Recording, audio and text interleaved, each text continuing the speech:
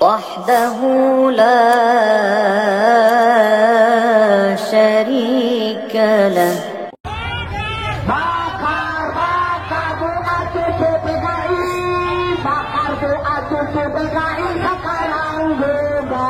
Inilah detik-detik foto Gus Fuad tak mempan saat dibakar kabit Bahar.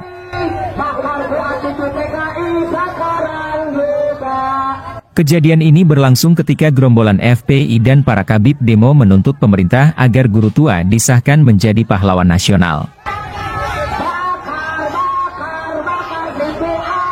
Dan inilah tanggapan tegas Kiai Imaduddin Al-Bantani. Gus Fuad disangka PKI. Gus Fuad itu keturunan kiai besar di Jogja. Idrus Al-Jupri tidak layak jadi pahlawan. Bismillahirrahmanirrahim. Siapanya ramai. Sebelumnya kita bakar foto Fuad di PKI sebagai bentuk protes kita, betul? Betul.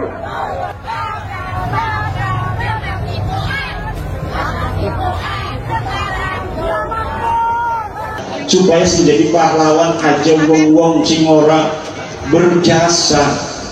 Lah Gus Fuad wingi ngomong, Gus Fuad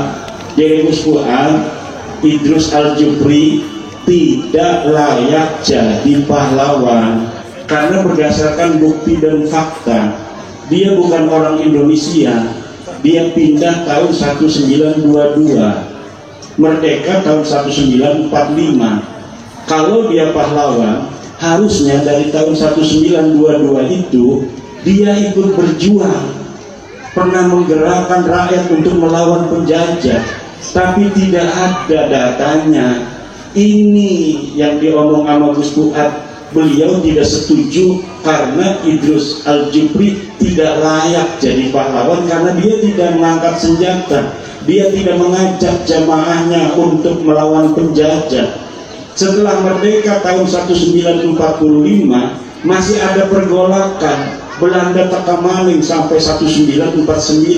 Tidak ada satu data pun Salim bin Idrus Al-Jupri ikut terjun ke medan perang untuk melawan penjajah. Sedang singgarani pahlawan itu syarat utamanya pernah turun ke medan perang atau dia berjasa besar setelah merdeka. Hidup misalnya dia lahir 1946 sesudah merdeka.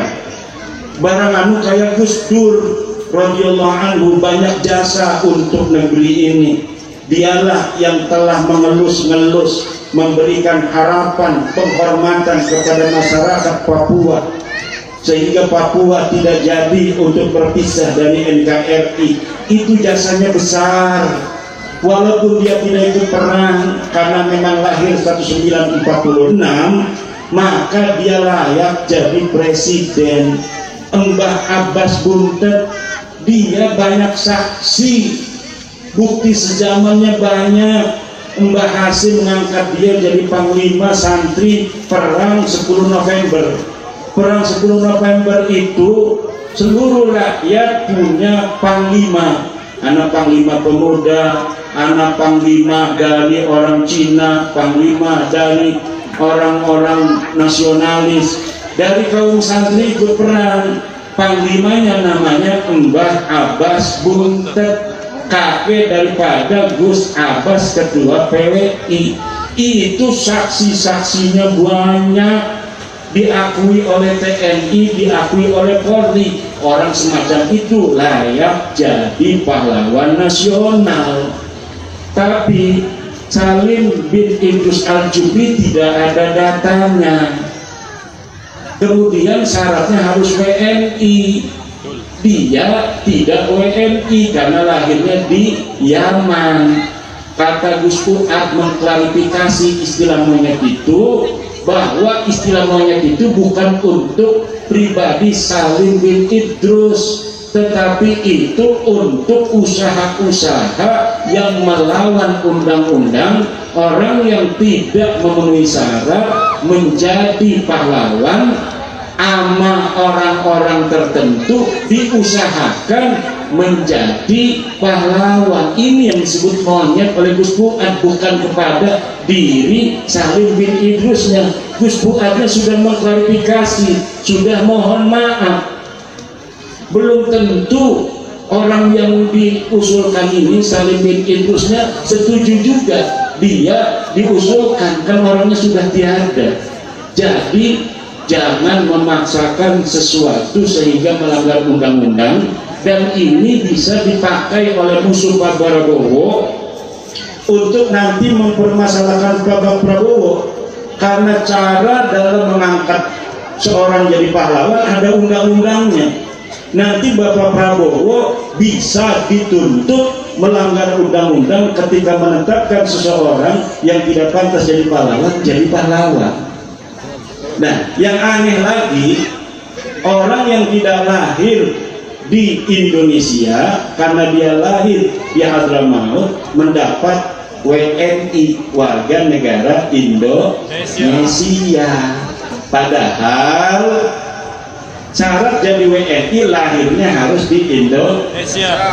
Baru kemarin keluar surat WNI-nya. Ini yang dipermasalahkan dan ini melanggar undang-undang.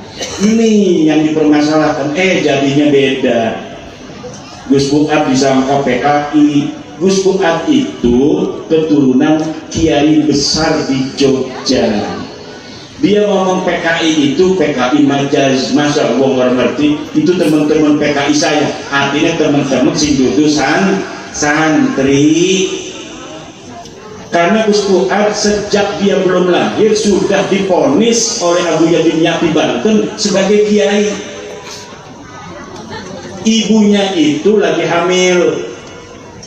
Ibunya lagi hamil dengan bapaknya Gus Fuad pergi ke Abu Yadin Yati, minta doa Abuya supaya anak saya ini yang dalam kandungan jadi kiai. Kata Abuya, yang ini nggak bakal jadi kiai. Yang ada dalam kandungan ini nggak bakal jadi kiai. Nanti yang jadi kiai kalau kamu ngandung lagi, kasih nama Fuad. Pas lahir memang benar gak bisa jadi kiai karena dia perempuan, tetehnya Gus Fuad. Akhirnya ketika hamil lagi keluar anak laki-laki, maka langsung dikasih nama Fuad. Maka kata neneknya, kiai, panggil dia kiai. Sejak orok dipanggil kiai, ta'ziman wa takriman kepada Abu Yadin Yati. Karena ini ucapan daripada Abu Yadin Yati, ini bakal jadi kiai. Maka neneknya itu Gus Fuad memanggilnya kiai sejak orok. Ketika remaja Gus Fuad dipanggil kiai-kiai begitu, nggak mau dia. Nggak mau saya dipanggil kiai, nggak mau jadi kiai saya. Kiai itu hidupnya hanya majelis rumah begitu aja, nggak keren katanya. Akhirnya dia itu sampai temennya sama orang Kristen, sama orang Buddha, sama orang Hindu. Bahkan dia, lah kalau begini pangeran tidak ada, masa saya disuruh jadi kiai katanya. Itu sampai begitu dia dalam pencarian waktu mudanya itu.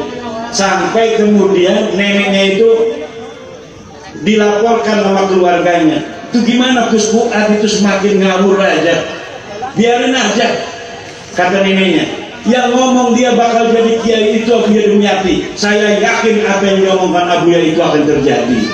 Dan akhirnya betul, setelah lama Gus Fuad pencarian jati diri, kembalinya mondok dan akhirnya bikin pesantren Raudatul Fatihah. Anaknya itu Gus Samo itu hafidul Quran. Coba lihat di dalam YouTube-nya, apa namanya, pecinta wali dan YouTube Gus Fuad. Tuh selama Ramadan anaknya ini menghafal 1 juz di YouTube. Saya dengarin, luar biasa. Bukan hanya hafal, tapi makhrajnya saja bagus. Karena dia keturunan ulama-ulama, kiai-kiai di Wonokromo, keturunan Sultan Hamengkubuwono yang kemudian menurunkan para ulama-ulama di Yogyakarta melalui Kiai Melangi. Itulah keluarga besar Gus Fuad. Neneknya namanya Warsina. dibikin oleh orang-orang buzzer-buzzer itu, katanya Warsina ini PKI. Lah orang-orang Jawa ya nama dulu itu Warsina itu banyak sekali. Nama Warsina itu nama yang lagi keren pada masa itu. Banyak orang yang namanya Warsina.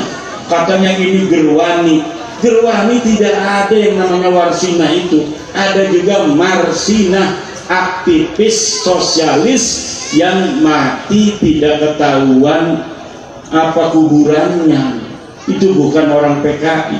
Jadi hari ini muter-muter karena perangnya hanya perang medsos, perang narasi. Yang saya berikan kepada PWI, tetap jaga kondusivitas para laskar, harus koordinasi dengan tentara dan koordinasi dengan polisi. Kita bersinergi menjaga keamanan dan ketertiban negara dan bangsa Indonesia. Provokasi Rizik Syihab itu ngajak perang akan dilaporkan, dan aku perintahkan sebagai wakil ketua PWI RS Pusat agar seluruh pengurus-pengurus daerah melaporkan provokasi itu agar ditangani secara hukum yang berlaku di Indonesia. Senin mulai laporkan. Kita tidak pakai kekerasan, tapi kita negara hukum, Panglima Negara Indonesia adalah hukum, maka kita laporkan ke polisi, biar polisi yang kemudian menangani dan menangkap orang yang telah memprovokasi.